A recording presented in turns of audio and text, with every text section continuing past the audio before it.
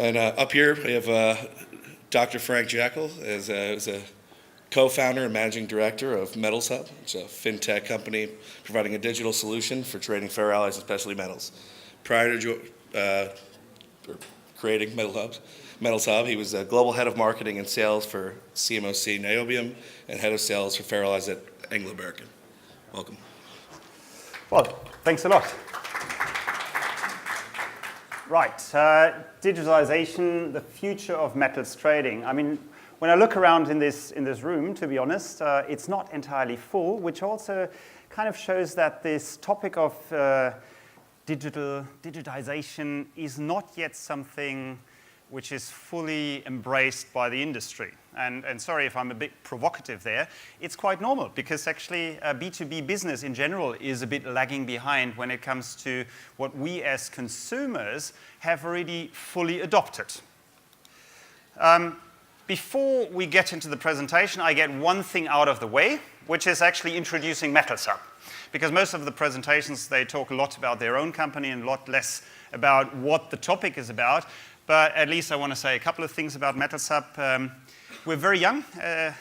We've been founded December 2016 in Düsseldorf. Although at that point in time, Sebastian and myself, we were both in London.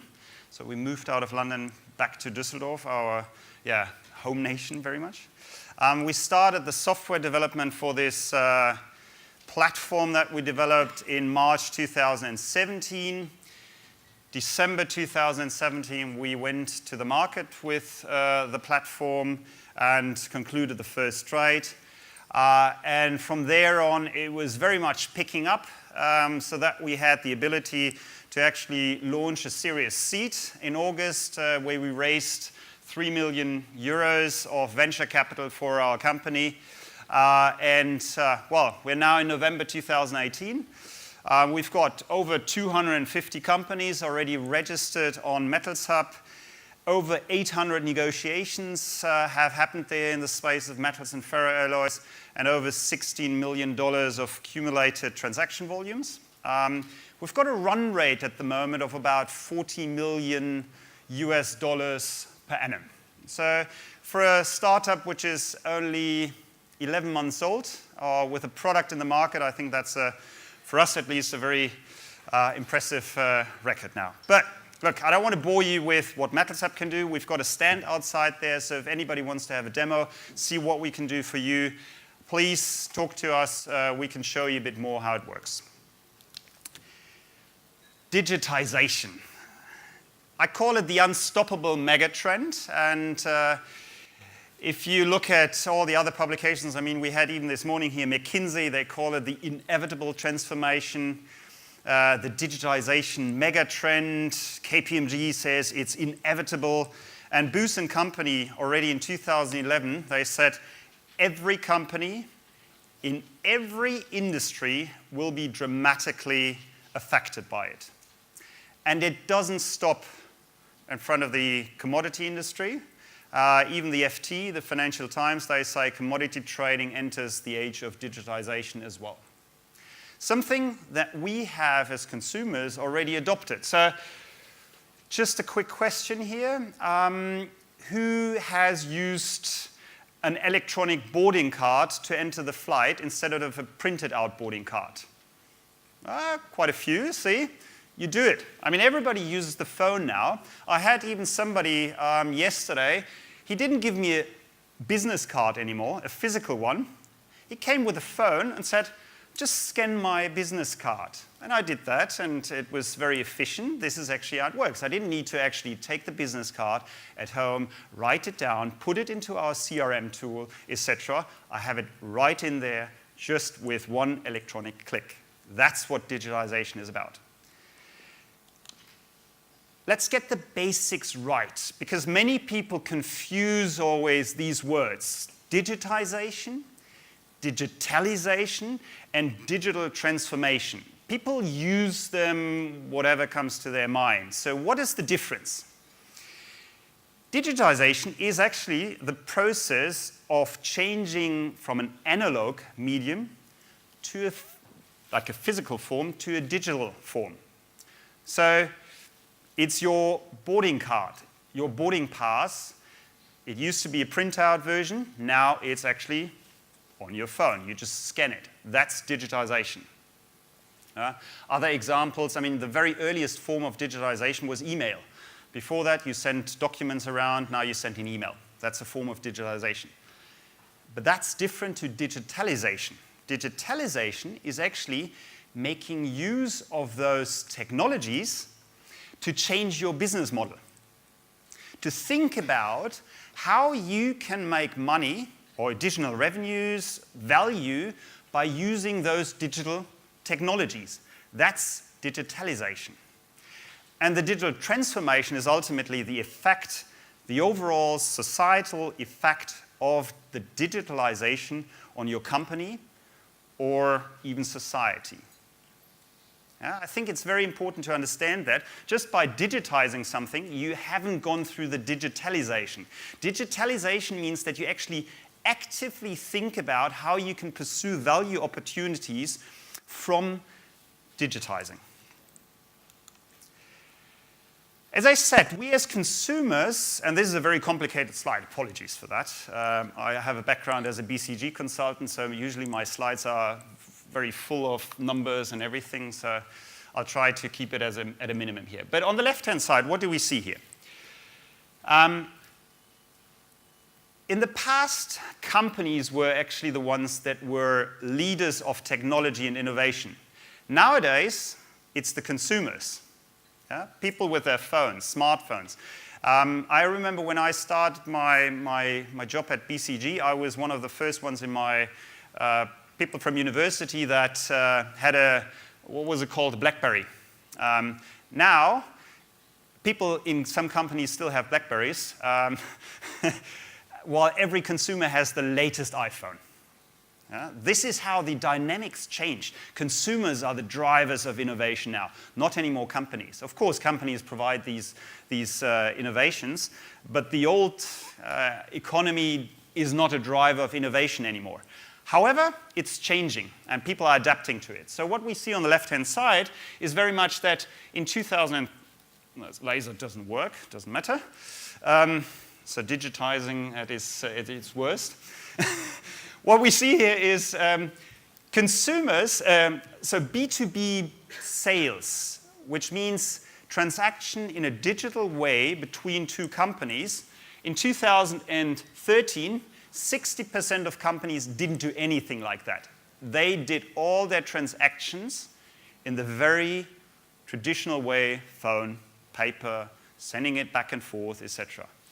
But it's changing rapidly. And by 2020, there are only the dinosaurs transacting B2B in the physical, old-fashioned way.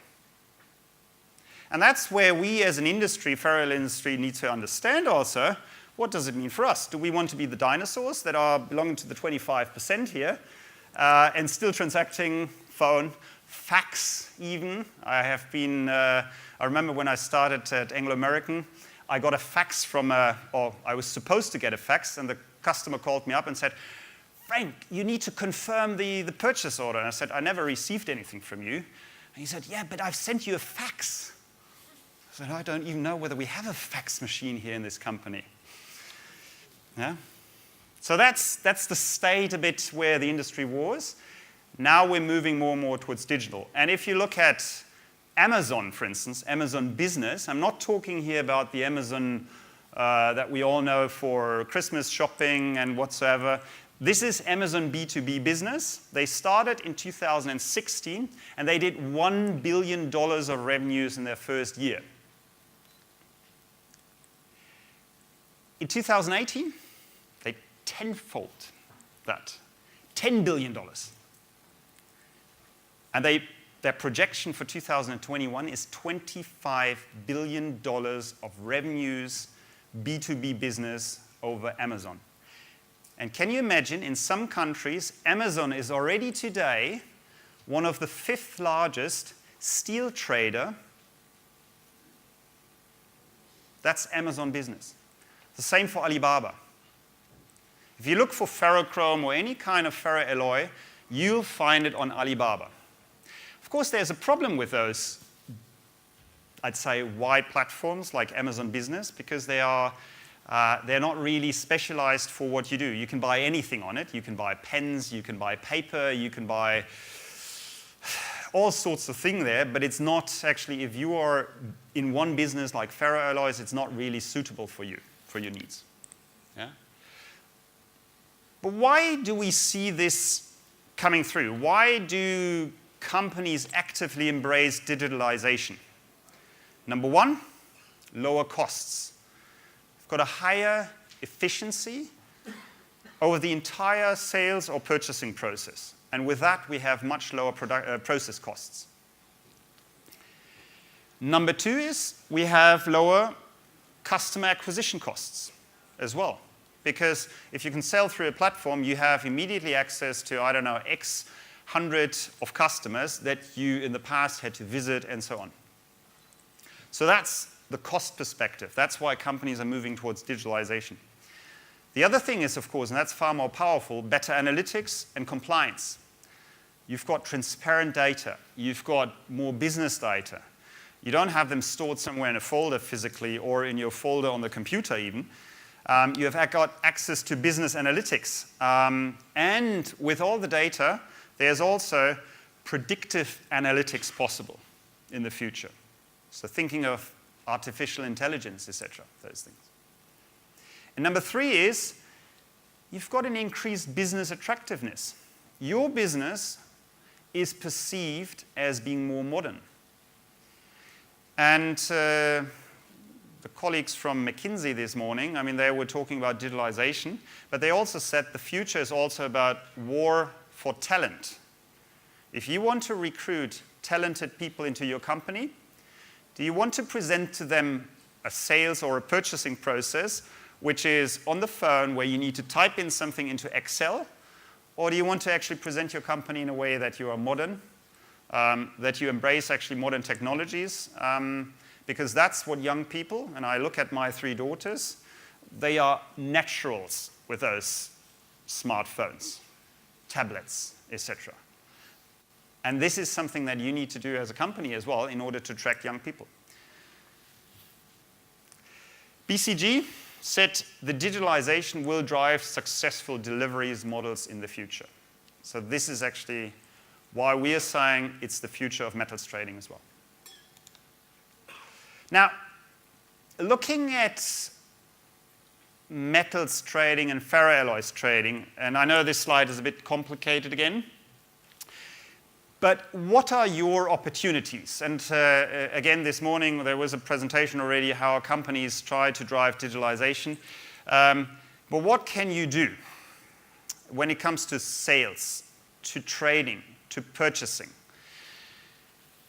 What we see on the left-hand side is what used to be the answer of most companies for digitalization. It was very kind of dedicated solutions for a single company. So we see on the x-axis whether it is something which is open to others or whether it's supposed to be for one company. On the y-axis, we see whether it's a very specialized solution, IT solution, or a very lowly specialized IT solution. And SAP is not very, it's not an independent platform. It's usually customized to every single company. And with SAP, you can do anything, but nothing really well. Sorry, that's my opinion there. So the solution, an auctioning tool, you could offer through that, etc. But it was a solution which is very dedicated to that one single company. And on the sales side, we see something like Lycos. It's the sales or e-commerce channel of Trafigura in India. But those are very kind of company-focused solutions. The more we move to the right, we see more marketplaces emerging. And you see on the top right corner, this is actually where the sweet spot is. This is where all the innovation currently is happening. Yeah? So some materials is, for instance, a platform supported by Klöckner for steel trading. SAP Ariba is coming out of the SAP world, but it's also a marketplace, quite expensive in terms of implementation costs and running costs. The same with Jackel. And then we see on the right-hand side, of course, Amazon Business, Alibaba. No specialization, so you can do anything there, but it's, of course, very, very independent. And then top right corner, you see things like Global Core, Global Ore, LME, ICE, Metalshub, that's us. So independent platforms that provide a marketplace to the industry, but to a very specific industry. And that's where the future is. Why? Because independent platforms provide more benefits than these in-house solutions. An in-house solution is also something that it's very customized to one company. And every time somebody else does their own island solution, they rack up the same amount of costs. They have to implement the same amount of time to get the implementation done and all those things. An independent platform is something where everyone in the industry can actually get used to it. They know how it works. And actually, the costs for implementation are shared. So what are the key benefits? Liquidity. A specialized independent platform provides much more liquidity than something, for instance, like Amazon or Alibaba. It is very compliant, so that's one of the advantages of digitalization. The information that you gather from that is much more. Standardization, socializing of costs, and productivity increases. And let me just show you one example here from Metalshub, how it works here. I hope you can see that. So what you see is this is our marketplace where you can actually just look for certain offers on the platform or requests for offers. You can look at them very detailed. You get all the information that are on there, what people want to buy, be it the listing details, the product details. Everything is in there. You can start a negotiation very simply. You can enter a price immediately by actually saying, okay, this is what I want to sell it for, but you can also change any kind of data like the chemical specification that you want to offer. And we've got also something which is very easy, which is called the SMAC. It's our smart calculator, where you can enter an FCA price. Let's say you want to sell at 2.35. You can enter your interest rate that you want to charge for 30 days payment terms. You can enter your storage location. Let's say you store it in Duisburg, Global Bulk Logistics. You press on Calculate, and a platform like Metalshub gives you not only the DDP price, we also give you a quote for trucking. We calculate for you the deferred payment costs, and we also give you a quote for credit insurance. So it's very simple, and we integrate information from lots of other platforms and the entire metals world to actually give you that advantage. And that's something that actually increases your productivity immensely, because you can actually make an offer within 5 minutes, 2 minutes. We've done a race once in our company. We've tried who can offer faster. I think the record is something like 20 seconds or so. Liquidity is a very important element of any platform as well. If you have an independent platform which is very specialized, you will see that a lot of liquidity is actually created there as well. A lot more than, for instance, on Amazon or Alibaba, because this is where people with special needs will go to. And one of the reasons for that is, of course, and we've got a BNP survey here, that 85% of this survey of respondents see a huge benefit of those independent platforms, using it actually for extending your customer base or your supplier base. And that creates liquidity.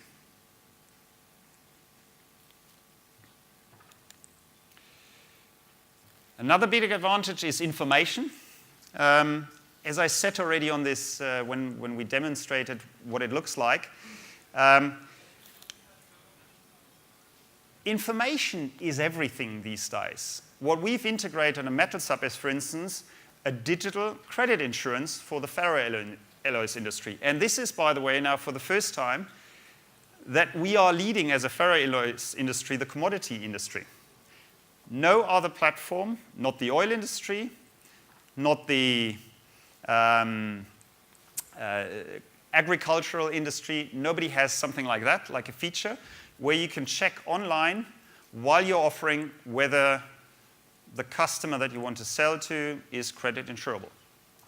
And this works together with Euler Hermes that have created very much this interface towards Metalshub, and we integrated that very much into our platform.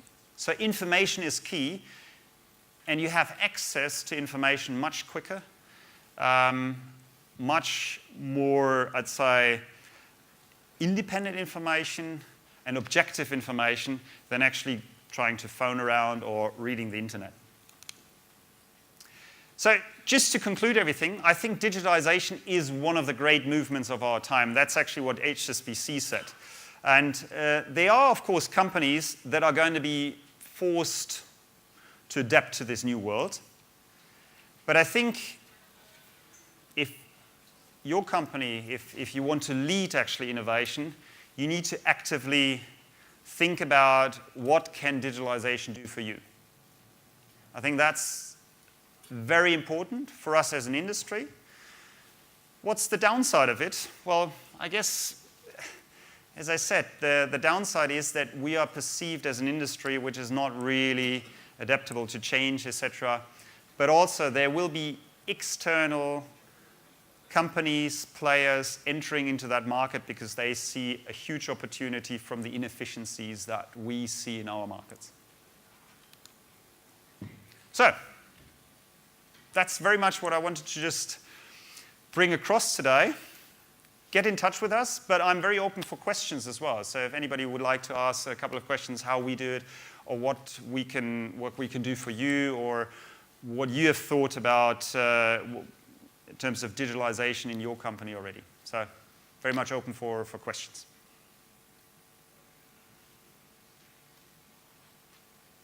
Yeah, please. There's the microphone coming. Yeah, working. I'm unusual in this group, well, for two reasons. One, I can remember fax machines being invented, so I outrank you on age. But also, I'm working for the European Bank for Reconstruction and Development, and my job is to advise, for example, people who want to build a ferrochrome plant in Albania. Mm. And so advising the bank whether to lend them money, I'll say to them, well, how are you going to sell the stuff? Because if you don't sell it, you don't repay the loans. Now, every time the door opens, you can hear all those people outside talking, and they're people from all over the world who are discussing purchasing and selling ferroalloys. So how does this make them all obsolete? Or is there a way, because you can't sell to people without knowing them if you want to get a bank involved, for example. I know you're talking about credit insurance, but how is this whole forum going to change if everybody adapts in the way you've been describing? Look, I don't think it's the oldest. You're coming from a bank. Let me start there. I know in 1995, the Xetra index was introduced in Germany, which was the digital stock exchange for shares, etc., being introduced. I think it was something around that. Everybody in the industry had the same kind of fear, and they said, oh my goodness, this is going to kill all the people that are brokers, stockbrokers, and etc. And they're going to be out of business because the market is going to be so efficient, and that there's no job for them left anymore. Would you say there are less stockbrokers working these days, or more than in the 1990s? It's probably more. It's probably more. So why is that the case? I think it might make certain ways of trading, like where you sit together and you talk over the phone, etc. Some ways where you have a standard business, you don't need to do that in the traditional way. You can do it through a platform like that. But there are always going to be exceptions where you need to talk to somebody. So that's number one. And number two, as I said, if you think about what else you can do with such a platform, I think the opportunities are rather more than less to do business.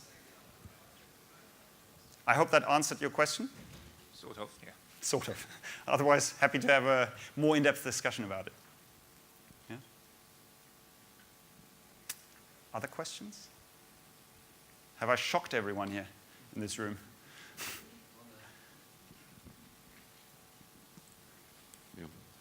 I have one question, more specific, how it works with Metalshub. I'm Dmitry Pastor from Unichrome AG. And it's all very, very nice, I like it. And when I ask myself why I'm not using it so much for trading various metals I'm dealing with, I'm not using it so much because when I come to the platform, it's excellent source of information, like search machine or whatever. But when I make a deal, and let's say I use this very nice tool, I find a truck which will deliver material and so on. But if something goes wrong, and it's a question of whatever, $100,000 deal, and truck is lost or something, whom do I complain to? Do I deal directly with the unknown to me providers of services and so on, or do I complain to Metalshub? Both. So let's put it this way. First of all, on Metalshub, we make sure that only legitimate companies are actually registered here. So we do very thorough entry checks for every company that registers. That keeps away companies that, I'd say, do fake offers or fake requests, etc. Even if we don't know the company, we ask for credentials from companies that we then know again. That's number one point. Number two is, of course, if something goes wrong, which, by the way, hasn't happened at all so far because of our ongoing checks, but something can always go wrong.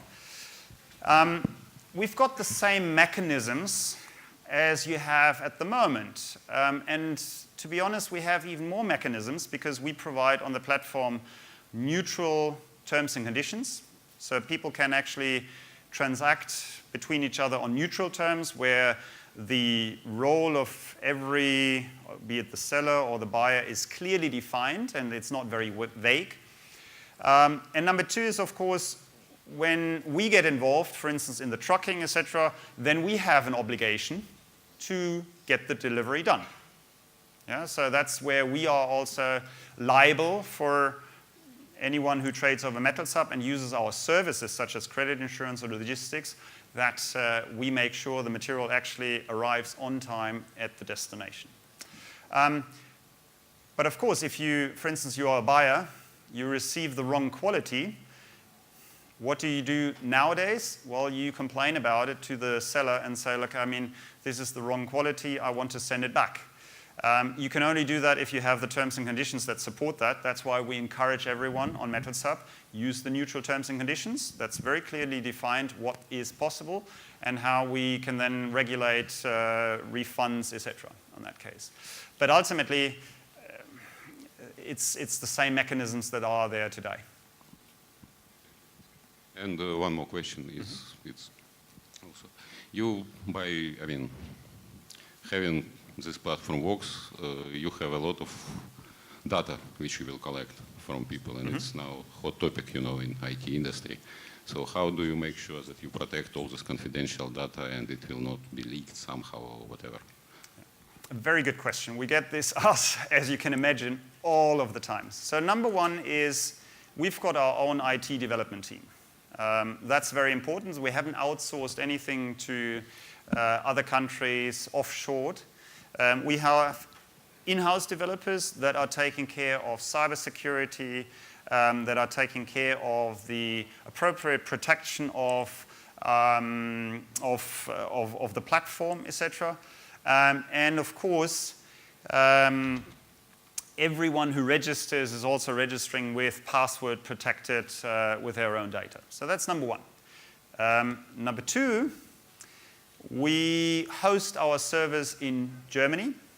So these are our own servers with limited access on any other points to those servers, which is another level of protection.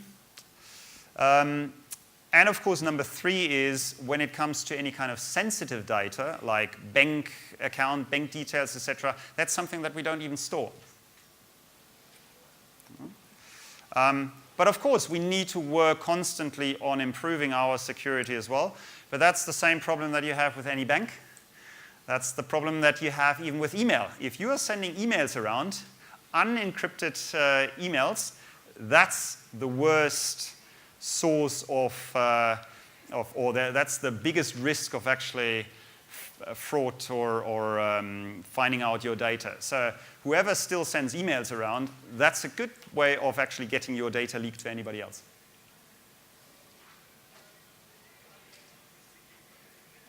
Anybody else? No? Well then, thank you very much.